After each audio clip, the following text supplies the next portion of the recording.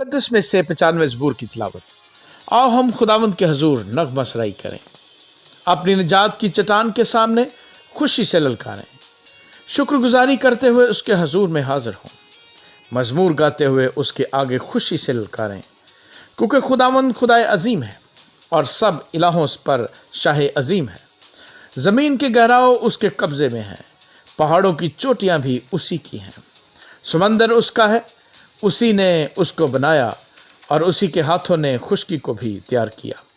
आओ हम झुकें और सजदा करें और अपने खालिक खुदावंद के हजूर घुटने टेकें, क्योंकि वो हमारा खुदा है और हम उसकी चरागाह के लोग और उसके हाथ की भेड़ें हैं। काश कि आज के दिन तुम उसकी आवाज़ सुनते, तुम अपने दिल को सख्त न करो जैसा मरीबा में और मिसा के दिन बियाबान में किया था।